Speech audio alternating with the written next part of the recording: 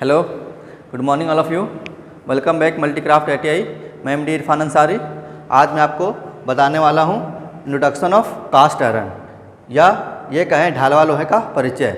तो हमारा आज का जो टॉपिक रहेगा वो रहेगा इंट्रोडक्शन ऑफ कास्ट आयरन, उसको हिंदी में कहते हैं ढालवा लोहा का परिचय। फिर उसके बाद पढ़ेंगे process of production of cast iron by cupola furnace, मतलब कुपला भट्टी के द्वारा ढालवा लोहा बनाने का तरीका। जिस तरह हम पिग आयरन को हम कहाँ बनाते हैं, ब्लास्ट फर्नेस से बनाते हैं। एक ब्लास्ट फर्नेस का बड़ा सा बर्तन होता है, उसमें बनाते हैं। कैसे हम लोग कोई सिंघाड़ा छानते हैं तो कढ़ाई में छानते हैं, तो उसी तरह हम लोग पिग आयरन या कास्ट आयरन को बनाते हैं। तो क्या उसके लिए एक बड़ा सा बर्तन होता है, ठीक है। अंदर से क्या होता है, सीमेंट ईंटे से ब्रिक से बना हुआ होता है। बाहर से क्या तो उसके स्टील का लेयर बना होता है, ठीक है। तो उसी तरह क्या होता है, पिग आयरन को बनाने के पिग आयरन के बनाने के लिए हम लोग ब्लास्ट फर्नेस का यूज़ करते हैं, और ढालवा लोहा या कास्ट आयरन बनाने के लिए हम लोग किस फर्नेस का इस्तेमाल करते हैं, कुपला फर्नेस का इस्तेमाल करते हैं, या इसका एक और नाम होता है क्रूसिबल फर्नेस, ठीक है। तो हम लोग डिस्कस करेंगे या एक पहले हम जानेंगे इंट्रोडक्शन ऑफ कास्ट आयरन। तो हमने इससे पहले वाली क्लास में पढ़ा था पिग आयरन के बारे में। पहले जाना हम लोग पिग आयरन क्या होता है, या किस किस्म का लोहा होता है, इसमें कार्बन का परसेंटेज कितना होता है, ठीक है, और उससे कितने टाइप्स होते हैं। तो उसके टाइप्स के अनुसार वो दो प्रकार के होते हैं, रचना के अनुसार अलग होता है और यूजेस के अनुसार अलग होता है, ठीक है। फिर हमने जाना उसके प्रॉपर्टीज़ के बारे में, उनका प्रॉपर्टीज़ क्या होता है।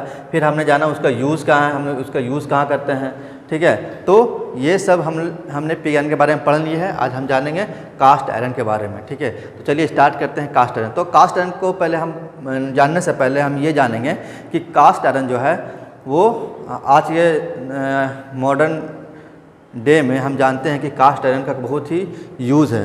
कहाँ कहाँ यूज़ है, जैसे कि हम देखते हैं पानी के बड़ा बड़ा जो सीवेज होता है, या फिर बहुत अधिक मात्रा में पानी मतलब लाने के लिए, कैरी करने के लिए बड़ा बड़ा पाइप जो होता है वो क्या करता है, वो कास्ट आयरन का बना होता है। क्योंकि उसमें जो होता है कंप्रेसिव स्ट्रेंथ जो होता है बहुत ज़्यादा होता है, ठीक है। उसमें टेंसाइल स्ट्रेंथ कमज़ोर होता है, लेकिन कंप्रेसिव स्ट्रेंथ जो होता है वो बहुत अधिक होता है उसमें। और जैसे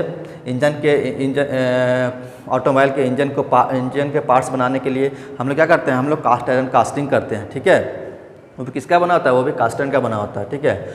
और भी बहुत सारे पार्ट्स बनाए जाते हैं कास्ट आयरन के लिए, जैसे लेथ मशीन का बेड कास्ट आयरन के बनाए जाते हैं, है ना। तो बहुत सारे पार्ट्स है जो इसका बहुत इंपॉर्टेंस है इंजीनियरिंग फील्ड में कास्ट आयरन का। तो हम इसी के बारे में आज जानेंगे कि कास्ट आयरन क्या होता है, उसमें कार्बन का परसेंटेज कितना होता है, उसमें कितने इम्प्योरिटीज़ मिलाए जाते हैं, क्या क्या मिलाए जाते हैं, और उसको कुपला फर्नेस में कैसे बनाया जाता है, ठीक है। तो चलिए बिना देर के स्टार्ट करते हैं इंट्रोडक्शन ऑफ कास्ट आयरन, या ये कह लीजिए ढालवा लोहे का परिचय। तो बोलता है कि इसमें कास्ट आयरन में 4 से 4.5% तक क्या होता है, कार्बन होता है। क्या होता है, कार्बन में क्या है, एक तरह का इम्प्योरिटीज़ है। तो कास्ट आयरन में क्या हम कार्बन क्यों मिलाते हैं, हम उसको हार्ड करने के लिए मिलाते हैं। क्या करने के लिए, हार्ड करने के लिए, ठीक है। क्योंकि कोई भी चीज़ जो प्योर होता है वो बहुत ही सॉफ्ट, मतलब बहुत ही वो कमज़ोर होता है, या फिर ये कह लीजिए कि वो नरम होता है, ठीक है। तो उसको हार्ड करने के लिए क्या मिलाते हैं, हम कार्बन मिलाते हैं। और दूसरी अशुद्धि मतलब दूसरी तरह के भी अशुद्धि होता है, उसको इंग्लिश में इम्प्योरिटीज़ कहते हैं। क्या कहते हैं, इसको इम्प्योरिटीज़ कहते हैं। जैसे सिलिकन हो गया, सिलिकन 0.8 से 3% तक मिलाते हैं। उसके बाद फॉस्फोरस हो गया 0.5% मिलाते हैं। सल्फर 0.1% मिलाते हैं। देखिए 0.1% में, इन्हें कि हम 1% बोल रहे हैं, बहुत कम अमाउंट में क्या करते हैं, हम उसको मिलाते हैं, ठीक है। और मैग्नीज कितना मिलाते हैं, मैग्नीज 0.5 से 1% तक मिलाते हैं, ठीक है। ये सब मिलाने के बाद क्या करते हैं हम उसमें, तब हमारा जाकर क्या बनता है, कास्ट आयरन बनता है, ठीक है। फिर बोलता है कास्ट आयरन जो होता है हार्ड और ब्रिटल होता है। कैसा होता है वो, हार्ड और ब्रिटल होता है। मतलब ये कह लीजिए कि कोई भी जो मटेरियल है या मेटल जो होगा, जितना हार्ड रहेगा वो उतना ब्रिटल भी होगा। जितना उसका हार्डनेस बढ़ेगा, जितना वो मतलब कड़ा होगा, उसका ब्रिटल मतलब उसका भंगुरता जो है उतना ही अधिक होता जाएगा, ठीक है। तो हार्डनेस के साथ साथ उनका ब्रिटल भी बढ़ता है, ठीक है, ये मालूम है।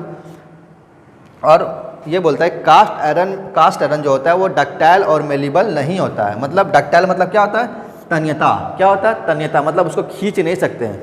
अगर उसको खींचेंगे तो क्या होगा, वो टूट जाएगा या ब्रेक हो जाएगा। मेलेबल मतलब होता है आघात वर्धनीय। हमने पढ़ा था जब हम मेटल पढ़ा रहे थे, उसमें हमने पढ़ा था उसकी प्रॉपर्टीज़ के बारे में। ये सब क्या है, डक्टाइल हो गया, मेलेबल हो गया, ब्रिटल हो गया, हार्ड हो गया, सब क्या है, ये मेटल का प्रॉपर्टीज़ है। कि वो उनके कास्ट आयरन का जो प्रॉपर्टीज है वो डक्टाइल नहीं होता है, मेलेबल नहीं होता है। मतलब उसको हम डक्टाइल मतलब खींचेंगे तो क्या होगा, टूट जाएगा। मेलेबल मतलब उसको अगर हम पीटेंगे हथौड़ी से तो क्या होगा, टूट जाएगा, ठीक है। और बोलता है कास्ट आयरन में, लेकिन कास्ट आयरन में कंप्रेसिव स्ट्रेंथ होता है। कंप्रेसिव स्ट्रेंथ क्या होता है, जैसे हम उसको दबा रहे हैं तो क्या मतलब वो दबेगा नहीं, वो मतलब अगर दबा लीजिए, कितना ही फोर्स लगा ले दबा लीजिए दबाने का, तो वो दबेगा नहीं और टूटेगा भी नहीं, ठीक है। तो क्या होता है उसका कंप्रेसिव मतलब दबाव काफ़ी दबाव झेल सकता है, उसको दबाव सहने की क्षमता अधिक होता है। लेकिन उसको अगर टीनिया खींचिएगा, टेंसाइल फोर्स लगाइएगा, वो टूट जाएगा, ठीक है। तो वही डक्टाइल क्या है, एक तरह का टेंसाइल फोर्स मेलेबल होगा, उस पर पीटिए हथौड़े से मारिएगा तो क्या होगा, वो टूट जाएगा। लेकिन कंप्रेसिव अगर उसको दबाइएगा कस के तो वो दबेगा नहीं या टूटेगा भी नहीं, ठीक है। तो कास्ट आयरन में कार्बन जो होता है वो संयुक्त और स्वतंत्र रूप से बनाए जाते हैं, ठीक है। जैसे कि कास्ट आयरन जो होता है, मान लीजिए कोई एक रड बना हुआ, ठीक है, एक रड बना, मान लीजिए किसका बना हुआ, कास्ट आयरन का बना हुआ। जैसे मान लीजिए चौक है, ये किसका बना हुआ, मान लीजिए थोड़ी देर के लिए ये कास्ट आयरन का बना हुआ, ठीक है। अगर आप इसको छुएंगे, जैसे हम लोग चौक को छूते हैं तो क्या देखते हैं, हाथ हमारा वाइट हो जाता है। तो उसी तरह अगर ये स्वतंत्र रूप से बनाए जाएंगे, तो अगर आप उस कास्ट आयरन के पार्ट्स को छूएगा ना, तो हाथ में आपको ब्लैक ऐसा काला सा आपको कुछ हाथ में, मतलब उसका उसका जो पार्ट्स बनता है, तो उसका जो हम लोग छाए बोल लीजिए, उसका ऊपर में क्या होता है, कार्बन मतलब ऊपर में ही रहता है, मतलब स्वतंत्र रूप से रहता है। आप उसको छुएंगे तो हाथ आपका काला हो जाएगा, ठीक है। जो स्वतंत्र रूप से बनाया, जो कार्बन उसमें स्वतंत्र रूप से अगर उसको बनाया जाएगा तो वो कैसा, उसका आप उसको टच कीजिएगा तो आपका हाथ जो है काला हो जाएगा। लेकिन वहीं अगर हम कास्ट आयरन को संयुक्त रूप से मिलाएंगे, मतलब कार्बन को हम मटेरियल के साथ मिला के बनाते हैं, कैसे हम लोग आटा सानते हैं तो बोलता है अच्छे से गूंदेंगे तो क्या होगा, अच्छे से रोटी बनेगा, अच्छे से नहीं गूंदेंगे तो रोटी नहीं फूलेगा। तो उसी तरह अगर हम संयुक्त रूप से अगर हम उसमें कार्बन मिला के बनाते हैं तो आप उसको छूने पर आपका हाथ में काला सा निशान हाथ में नहीं लगेगा, आपका ऐसा काला धुआं या आपका हाथ में काला पार्ट्स या काला कलर आपका हाथ में नहीं लगेगा उसके पार्ट्स कास्ट आयरन के छूने पर। लेकिन आप स्वतंत्र रूप से पाया जाएगा, देखिए कभी कभी पार्ट्स होता है वो उसको बनने के बाद कोई पैप रखा होता है, छूएगा तो हाथ में काला सा लग जाएगा, ठीक है। तो मतलब वो समझ लीजिएगा वो स्वतंत्र रूप से पाया जाता है। अगर वैसा अगर कोई कास्ट आयरन का मेटल बना हुआ, आप उसको छुएगा हाथ में काला ऐसा आपको हाथ में नहीं लग रहा है, काला पेंट आपका हाथ में नहीं लग रहा है, तो समझ जाइएगा वो कैसा बना है, वो संयुक्त रूप से बना है, ठीक है। तो उम्मीद करता हूँ कि आपको ये समझ में आया होगा। फिर से एक बार रिपीट कर देता हूँ कि कास्ट आयरन में 4 से 4.5% तक कार्बन होता है और इसमें दूसरी अशुद्धि, ठीक है, पहली शुद्धि ये कार्बन भी क्या है, हम बोले कि अशुद्धि है। एग्जाम में पूछ लेता है कि कास्ट आयरन में कार्बन की प्रतिशत कितना होता है, कास्ट आयरन में 4 से 4.5% तक होता है, 4 से 4.5% तक होता है, ठीक है, 4 से 4.5% तक होता है। दूसरी अशुद्धि इम्प्योरिटीज जैसे सिलिकॉन 0.8 से 3% तक होता है, फॉस्फोरस 0.5% तक होता है, सल्फर 0.1% तक होता है, मैंगनीज 0.5 से 1% तक होता है, ठीक है। और कास्ट आयरन हार्ड और ब्रिटल होता है, कैसा होता है, ये हार्ड और ब्रिटल होता है। कास्ट आयरन डक्टाइल और मेलेबल नहीं होता है, ठीक है। कास्ट आयरन में कार्बन संयुक्त मतलब मिला के और स्वतंत्र रूप से बनाए जाते हैं, मतलब दोनों तरफ से बनाए जाते हैं, स्वतंत्र रूप से बनाए जाते हैं और संयुक्त रूप से भी कास्ट आयरन बनाए जाते हैं, ठीक है। अब हम पढ़ेंगे process of production of cast iron by cupola furnace.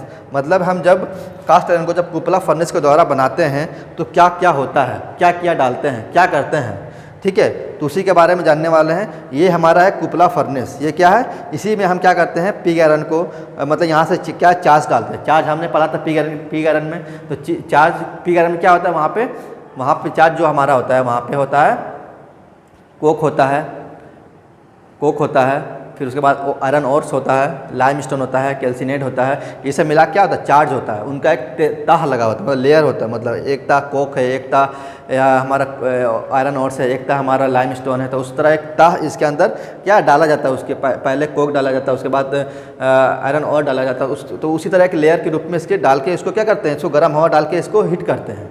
तो क्या होता है, आग लगता है, तो आग लगने के बाद क्या होता है, वो गर्म होता है, गर्म होने के बाद पिघलता है, पिघलने के बाद क्या होता है, इम्प्योरिटीज अलग हो जाते हैं। इम्प्योरिटीज मतलब अशुद्धियाँ अलग हो जाते हैं और मेटल गल के क्या होता है, अलग होता है। जो अशुद्धियाँ होता है वो क्या होता है, वो हल्का होता है, तो वो गलने के बाद क्या होता है, ऊपर की ओर तैरने लगता है। लेकिन जो मेटल होता है वो गलने के बाद वो नीचे वो फर्नेस के तली पर ही रह जाता है। तो तली पर रह जाता है तो क्या होता है, यहाँ से हमारा कुछ भाल्व होता है या गेट होता है, यहाँ से क्या करते हैं हम मेटल को, गला हुआ मेटल यहाँ से मोल्टेन को निकाल लेते हैं, ठीक है। और ये है स्लेग होल। यहाँ से ये स्लेग होल मतलब जो इम्पिडेंस जो गला हुआ है, कचरा जो है यहाँ से होल के द्वारा निकाल लेते हैं। तो इसको इसी को हम अच्छे से जानेंगे कि होता क्या है। देखिए, तो पहले हम क्या करेंगे, पहले हम डिफरेंशियल समझा के उसके बाद उसके हम समझा देंगे।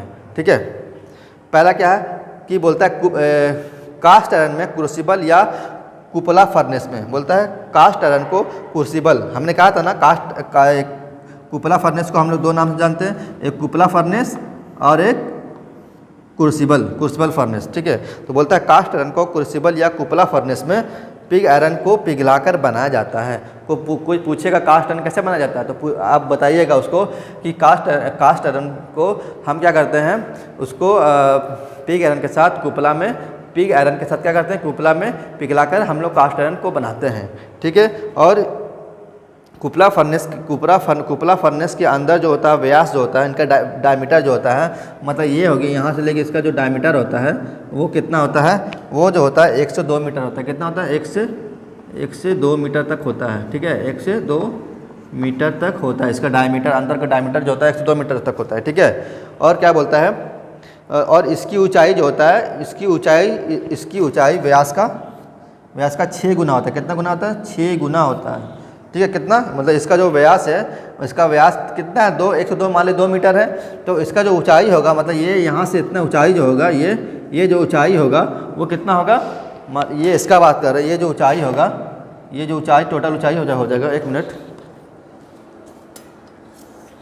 ये जो ऊंचाई हो जाएगा, ये वाला यहाँ से लेके इतना, ये वाला इतना, ये हो जाएगा किसका, ये हो जाएगा व्यास का 6 गुना हो जाएगा। मतलब व्यास आपका 2 मीटर है तो आपका ऊंचाई हो जाएगा वो 6 दूनी 12 मीटर हो जाएगा। ठीक है, मतलब वो जितना उसके व्यास के अनुसार जितना व्यास रहेगा इसका, ये ऑलरेडी ये ऊंचाई 6 गुना हो जाएगा। मान लीजिए हम 2 मीटर इसका व्यास रखे हैं तो ये ऊंचाई कितना हो जाएगा, 6 दूनी 12 मीटर हो जाएगा। ठीक है, तो ये सीधा याद रखिएगा कि व्यास का 6 गुना होता है, जितना व्यास रहेगा उसका 6 गुना हो जाएगा, या 6 टाइम होता है। ठीक है, कितना होता है, 6 टाइम इंग्लिश में, हिंदी में 6 गुना होता है। कुपला फर्नेस का ताप, कुपला फर्नेस का जो मतलब इसका अंदर इसका जो टेम्परेचर रहता है, जो टेम्परेचर गलता है, मेल्ट होता है, तो उसका अंदर क्या टेम्परेचर कितना होता है, उसके अंदर का जो टेम्परेचर होता है वो 1260 डिग्री सेल्सियस से 1340 डिग्री सेल्सियस तक होता है। बताइए कितना होता है, 1260 से 1340 डिग्री सेल्सियस तक। यहाँ गर्मी में हमारे यहाँ 50 डिग्री सेल्सियस होता है या 40 से ऊपर जाता है, तो हम लोग गर्मी को झेल नहीं पाते हैं। तो उसके अंदर कितना होता है, 1260 डिग्री सेल्सियस से 1340 डिग्री सेल्सियस तक टेम्परेचर होता है। वो कौन सा मेटल बना होता है जो ये गलता नहीं है। कुछ अगर इसमें किसी को फेंक दे, आदमी को पता चलेगा कि आदमी है, इसमें पता नहीं चलेगा। तो ये जो होता है, ये जो कुपला है, ये जो बना होता है, ये ब्रिक्स का बना होता है। इसको हम लोग कहते हैं रिफ्रैक्टराइज मटेरियल। रिफ्रैक्टराइज मटेरियल वैसा मटेरियल होता है जो हीट को सहन करता है, जो हीट को क्या करता है, उस हीट को रेजिस्ट करता है, मतलब हीट को सहन का, हीट को मतलब क्या करता है, वो उसको झेल लेता है। तो ये जो होता है, ये जो बना होता है, ये ब्रिक्स का बना होता है, मतलब ईंटों की बना होता है। ठीक है, कैसा बना होता है, ये ईंटों का बना होता है। ठीक है, और बाहर से क्या होता है, माइल्ड स्टील के लेयर से क्या कहते हैं, इसको हम लोग घेर देते हैं। माइल्ड स्टील से क्या है, इसके ऊपर से लेयर चढ़ा देते हैं। ठीक है, ताकि इसके स्ट्रेंथ में मजबूती आ जाए। ठीक है, तो इस कितना होता है, 1260 से 1300 डिग्री सेल्सियस तक होता है, जिसमें पिग आयरन मेल्ट या पिघलता है। तो इतना टेम्परेचर होने के बाद तब क्या होता है, पिग आयरन हो गया और सारे इम्प्यूरिटीज हो गया, उस पर क्या होता है, उसमें मेल्ट हो जाता है, पिघलता है। ठीक है, फिर बोलता है तो पिघलता है। अब जानते हैं कि पहले कोक, तो हम पिग आयरन को बनाने के लिए क्या करते हैं, पहले कोक मतलब पहले हम कोयला डालते हैं। देखिए ये जो पिंक वाला है या जो गुलाबी है, गुलाबी लेयर मतलब पहले है, इसमें कोक है। देखिए यहाँ पे कोक लिखा है ना, ये कोक हो गया। फिर जो ब्लू वाला देख रहे हैं, ये ब्लू वाला, तो ब्लू वाला जो है ये दिखा रहा है आपका पिग आयरन, मतलब एक ये आप पहले वाला जो गुलाबी पिंक वाला है, ये हो गया कोक का लेयर, मतलब एक कोक का तह है, तह नहीं बोलते कि मतलब एक तह लगा दो, उसी तरह एक लेयर जो है ये कोक का है। फिर उसके बाद हम पिग आयरन का डाले हैं। फिर उसके बाद मेटल चिप्स, जो मेटल का चिप्स होता है ना, मेटल का जो टुकड़ा जो होता है, वो मशीनिंग करते देखते हैं ना, मेटल चिप्स बोलते हैं। तो वो चिप्स प्लस लाइम स्टोन जितना इम्प्यूरिटीज होता है उसके बाद ऊपर होता है। ठीक है, इसी तरह क्या करते हैं हम, लेयर को क्या करते हैं, लेयर उस पर एक के बाद एक लेयर क्या लगाते हैं। फिर क्या करते हैं, यहाँ से एयर ब्लास्ट करते हैं। देखिए यहाँ पर एयर ब्लास्ट है ना, एयर ब्लास्ट इन कराते हैं। तो क्या होता है, एयर ब्लास्ट में इतना टेम्परेचर होता है, इतना हीट रहता है उसमें, और तो मतलब ये ऐसा बहुत तरह का उसमें क्या होता है, जैसे उसमें पड़ा था 16 नोजल होता है, किसमें, पिग आयरन में। ठीक है, तो उसी तरह इसमें क्या बहुत सारे एयर ब्लास्ट लगे होते हैं। यहाँ से क्या होते हैं, हम एयर जब हम डालते हैं तो क्या कोक में क्या होता है, इतना हीट रहता है कि जब इसमें डालते हैं तो कोक जो होता है वो जल जाता है, वो जलने लगता है, ठीक है, वो हीट हो जाता है। हीट होने के बाद क्या होता है, वो जलने लगता है। जलने के बाद क्या होता है, वो हीट, जब कोयला जलेगा तो क्या होगा, हीट जनरेट करेगा, हीट पैदा करेगा। तो हीट पैदा करेगा तो क्या होगा, जो पिग आयरन है, जो सारे इम्प्यूरिटीज है, वो क्या होगा, वो पिघलना स्टार्ट हो जाएगा। जब पिघलेगा तो क्या होगा, जो इम्प्यूरिटीज है वो क्या होगा, वो तैरने, जो हल्का होने की वजह से क्या होता है, वो ऊपर में तैरने लगता है। ऊपर में क्या होता है, वो तैरने लगता है, ठीक है, तैरने लगता है। और जो मेटल होता है वो उससे सतह पे आके जमा हो जाता है, वो भी पिघल जाता है। लेकिन वो मेटल जो होता है वो अपने आप में क्या होता है, भारी होता है। किससे, स्लेग से, इम्प्यूरिटीज से, गंदगी से क्या होता है, वो भारी होता है। इसके बाद क्या होता है, ये नीचे क्या होता है, वो जमा हो जाता है। जो स्लेग होता है, जो इम्प्यूरिटीज को ही हम लोग क्या स्लेग बोल रहे हैं, ठीक है, स्लेग। तो यहाँ पे होल बनाया है, स्लेग होल बनाया है, ताकि ये क्या हो जाए, यहाँ पे जब स्लेग जब गल जाए तो क्या होल है, होल से क्या करते हैं, हम स्लेग को बाहर निकाल लेते हैं, ठीक है, क्या करते हैं, स्लेग को बाहर निकाल लेते हैं। और यहाँ से भी एक क्या रहता है, एक यहाँ से गेट रहता है, जो हम मोल्टेन आयरन को क्या करते हैं, हम यहाँ से बाहर निकाल लेते हैं। और जिस शेप में हमको कास्टिंग करना है या जिस शेप में बनाना है उसमें हम क्या करते हैं, उसको ढाल लेते हैं, ठीक है, या कास्टिंग कर लेते हैं। तो हमने मेनली जान लिया कि ये ब्लास्ट फर्नेस होता है जो ब्रिक्स का बना होता है, ठीक है, ऊपर। और इसमें जो ये ब्रिक्स का बना होता है, ईंटे का बना होता है। और ये चार्ज डोर है, जिससे क्या करते हैं, यहाँ से हम सारा चार्ज डालते हैं। चार्ज क्या है, हमारा कोक हो गया, ये पिग आयरन हो गया, मेटल चिप्स हो गया, लाइमस्टोन हो गया, ये सब क्या है, चार्ज। इसी को ये सब मिला के क्या चार्ज बनता है। क्या मतलब, जलाने, मतलब चार्ज करने वाला, मतलब इसी को हम जलाते हैं, उसी को गला के क्या करते हैं, हम पिग आयरन बनाते, कास्ट आयरन बनाते हैं, ठीक है ना। तो चार्ज गेट यहाँ पे जब एरो से हमने दिखाया यहाँ पे, ठीक है। फिर उसके बाद क्या है, फिर उसके बाद ये देखिए यहाँ पे ये आपका बॉक्स टाइप का बना है। यहाँ से एयर ब्लास्ट, मतलब यहाँ से एयर ब्लास्ट करते हैं, मतलब यहाँ से एयर इन कराते हैं, एयर ब्लास्ट इन। यहाँ से एयर क्या होता है, इन होता है, ठीक है। ये क्या है, सपोर्ट है, ये क्या है, ये सपोर्ट है, ठीक है। ये क्या है, सपोर्ट, मतलब ये खंबा टाइप का होता है, उस पर जहाँ पे सपोर्ट, कोई भी चीज़ को सपोर्ट देने वाला क्या बोलते हैं, सपोर्टर। तो ये इसको बोर्ड पे क्या कर रहा है, बोर्ड को सपोर्ट कौन दे रहा है, यहाँ काट ही दे रहा है। तो उसी तरह वो सपोर्ट है, मतलब इसको ये ब्लास्ट फन, ये कुपला को कौन सपोर्ट कर रहा है, जो खंबा टाइप का है, ये से क्या है, दोनों सपोर्टर बोल रहे हैं इसको, ठीक है। ये जो पिंक वाला है ये कोक हो गया, ये ब्लू वाला ये पिग आयरन हो गया, ये येलो वाला जो पीला वाला, इसमें मेटल चिप्स है प्लस लाइमस्टोन है, ठीक है। ये जो है, ये यहाँ पर ऐसे करके जो है, ये दहन क्षेत्र, यहाँ पे क्या, यहीं पे क्या होता है, मेटल जलता है। यहाँ रिड्यूसिंग जोन, मतलब उसको बोलते हैं अपचयन, जहाँ पे क्या होता है, ऑक्सीजन की कमी, और मतलब ऑक्सीजन क्या होता है वहाँ से रिमूव होता है। ये मेल्टिंग जोन है, ठीक है, यहाँ जलता है। और ये यहाँ पे मेटल क्या होता है, मतलब यहाँ पे मेटल क्या मतलब मेल्ट होने लगता है, गलने लगता है। मतलब जो गल के क्या होता है, मेटल नीचे चल जाता है और इम्प्यूरिटीज ऊपर रह जाता है। प्री हीटिंग मतलब फिर से दोबारा हीट होना, प्री हीटिंग मतलब दोबारा हीट होना, ठीक है। और ये स्पार्क अरेस्टर है, मतलब यहाँ से जब जलता है तो स्पार्क को ये क्या करता है, ऊपर आने से रोकता है, मतलब स्पार्क को अरेस्ट कर लेता है, ठीक है। अरेस्ट नहीं बोलता है कि वो बंदा को अरेस्ट करके जेल में बंद कर दिया, तो वही आग को क्या करता है, अरेस्ट करता है। ये जो देख रहे हैं इसको, ये क्या करता है, आग को क्या करता है, अरेस्ट करता है, मतलब बाहर आने नहीं देता है, ठीक है। तो उम्मीद करता हूँ कि आपको ये समझ में आएगा। तो इसी को हम लोग पूरा को बोलते हैं, ये कुपला फर्नेस बोलते हैं, ठीक है। एक बार हम फिर से रिपीट कर दे रहे हैं कि process of production of cast iron by cupola, बोलता है कुपला भट्टी के द्वारा ढालवा लोहा बनाने का तरीका। तो हमने जाना कि कास्ट आयरन को बनाने के लिए हम लोग क्या करते हैं, कुपला फर्नेस में हम लोग पिग आयरन को पिघलाते हैं, गलाते हैं, ठीक है। जिससे क्या हमें मिलता है, कास्ट आयरन मिलता है। कुपला फर्नेस के अंदर इसके डायमीटर जो 1 से 2 मीटर तक होता है, इसकी ऊंचाई जो होता है इसके कितना इसके डायमीटर के 6 गुना होता है। और इसके अंदर का जो टेम्परेचर होता है वो 1260 डिग्री सेल्सियस से 1340 डिग्री सेल्सियस तक होता है, जिसमें पिग आयरन मेल्ट होता है। इसी में क्या होता है, इतना टेम्परेचर करने के बाद क्या होता है, पिग आयरन जो होता है और सारे इम्प्यूरिटीज जो होता है वो क्या होता है, वो पिघलने लगता है। पहले कोक को डालते हैं, पहले हम पिघलाने के लिए क्या करते हैं, पहले कोक डालते हैं, कोयला, क्योंकि जलाने के लिए हमको तो उसको एक कोई भी हमें क्या चाहिए, कोई भी एक मटेरियल चाहिए। तो क्या है वो मतलब ये कोयला क्या है, एक खनिज पदार्थ है ना, कोयला भी क्या है, खनिज पदार्थ। तो कोयला क्या एक जलने वाला क्या पदार्थ है। तो कोयला, पहले हम कोयला डालते हैं, फिर उसके बाद पिग आयरन डालते हैं। देखिए पहले क्या है, पहले कोयला का तह लेयर डाली जाती है, पहले कोयला का तह लेयर डाली जाती है। इसके बाद क्या, उसके बाद क्या है, चार्ज में क्या डालते हैं, पिग आयरन डालते हैं। उसके बाद पिग आयरन है, उसके बाद मेटल का चिप्स रहता है, जो कभी हम मेटल के छोटे छोटे पार्ट्स होता है, उसी को हम लोग क्या बोलते हैं, मेटल चिप्स बोलते हैं, ठीक है। उसके बाद लाइमस्टोन रहता है। उसके बाद हम क्या करते हैं, यहाँ से एयर ब्लास्ट इन करा के क्या करते हैं, इस पर हम आग लगाते हैं, मतलब उसको दहन करते हैं, जलाते हैं। दहन होने के बाद क्या होता है, मेटल क्या होता है, पिघलने लगता है, और मेटल क्या होता है, पिघल जाता है। और इम्प्योरिटीज भी क्या होता है, वो मेटल से पिघलने के बाद मेटल से अलग होकर क्या होता है, वो तैरने लगता है। और मेटल कहाँ चल जाता है, वो कुपला फर्नेस के नीचे चल जाता है, और जो इम्प्योरिटी होता है वो ऊपर की ओर तैरने लगता है। ये दोनों होल से क्या करते हैं हम, इसलिए या इम्प्योरिटीज़ को निकाल लेते हैं। और मेटल को यहाँ से एक भाल्व रहता है, यहाँ से क्या करते हैं हम मोल्टेन आयरन को बाहर निकाल लेते हैं। तो ठीक है, आज के लिए इतना ही। अगर कहीं इतना समझने में ये अब तक जो हमने आपको बताया है, किसी भी तरह की अगर दिक्कत हो, परेशानी हो, तो प्लीज़ कमेंट बॉक्स में कमेंट कीजिए, ठीक है। मैं पूरी कोशिश करूंगा और अच्छे से समझाने के लिए। तो आज के लिए इतना ही। तो अब हम इसके कुछ 3-4 ऑब्जेक्टिव क्वेश्चन बना लेंगे, ताकि एग्ज़ाम में अगर आए तो आप अच्छे से उसको बना लें, ठीक है। तो चलते हैं इसके ऑब्जेक्टिव क्वेश्चन की तरफ। हाँ, तो स्टूडेंट आते हैं अब MCQ क्वेश्चन की तरफ।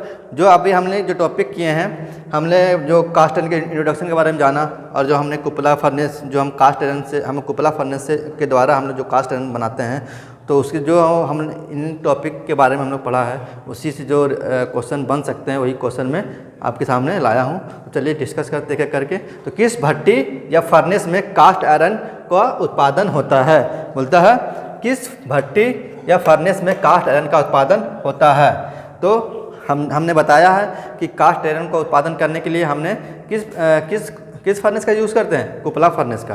ये कुपला फर्नेस का, ये ब्लास्ट फर्नेस जो पिघलने के लिए बनाते हैं। पुडिंग फर्नेस जो आगे पढ़ेंगे हम लोग, किसका इस्तेमाल करते हैं, पुडिंग फर्नेस हम लोग स्टील के लिए हम लोग शायद करते हैं, ठीक है। और सी हम लोग कुपला फर्नेस का किसका इस्तेमाल करते हैं, हम लोग करते हैं कास्ट आयरन बनाने के लिए। ये क्या पूछ रहा है, कास्ट आयरन बनाने के लिए किस भट्टी का हम लोग क्या करते हैं, किस भट्टी का यूज़ करते हैं, मतलब किस भट्टी में क्या करते हैं, कास्ट आयरन का उत्पादन करते हैं। तो कुपला में हम लोग करते हैं। देखिए यही भट्टी है, कुपला फर्नेस इसका नाम है। क्या है, कुपला फर्नेस। इसका एक और नाम होता है क्रूसिबल फर्नेस, ठीक है। आता है क्वेश्चन नंबर 2 की ओर। बोलते हैं कास्ट आयरन में कार्बन की प्रतिशत कितना होता है। तो हमने बताया था कार्बन की प्रतिशत जो होता है वो 4 से 4.5% होता है। देखिए कहाँ है 4 से 4.5% कहाँ है, ये 4 से 5% ये नहीं होगा, ये यहाँ 4 से 4.5 ये सही है, ये 3 से 3.5 है, ये 6%। तो हमारा राइट आंसर जो हो जाएगा वो ऑप्शन नंबर बी हो जाएगा, ठीक है। अब आते हैं क्वेश्चन नंबर 3 की ओर। कुपला फर्नेस का व्यास कितना होता है। तो कुपला फर्नेस का व्यास जो होता है 102 मीटर होता है, इसी को बोलते हैं व्यास। जो इसके अंदर का जो एक पॉइंट से दूसरे पॉइंट के बीच की दूरी क्या बोलते हैं हम लोग, व्यास बोलते हैं या डायमीटर बोलते हैं, ठीक है। तो क्या पूछ रहा है इसका व्यास, किसका पूछ रहा है, कुपला फर्नेस का, ठीक है। तो कुपला फर्नेस का जो व्यास होता है 1 से 2 मीटर तक होता है। बोलता है कुपला फर्नेस का तापमान कितना होता है। कुपला फर्नेस जो मेटल जो हम चार्ज डाल के जो मेटल को हम लोग क्या पिघलाते हैं, जो पिग आयरन को और या फिर और सारी इम्प्योरिटीज़ को डाल के पिघलाते हैं, तो उसमें जो होता है वो तापमान कितने कहाँ से कहाँ तक वेरी करता है, वो 1260 से लेकर 1340 डिग्री सेल्सियस तक का है, वहाँ पे उसका तापमान होता है, ठीक है। कितना, 1240 से 1340 डिग्री सेल्सियस तक क्या होता है, उसका तापमान होता है। तो आज के लिए इतना ही, ठीक है स्टूडेंट।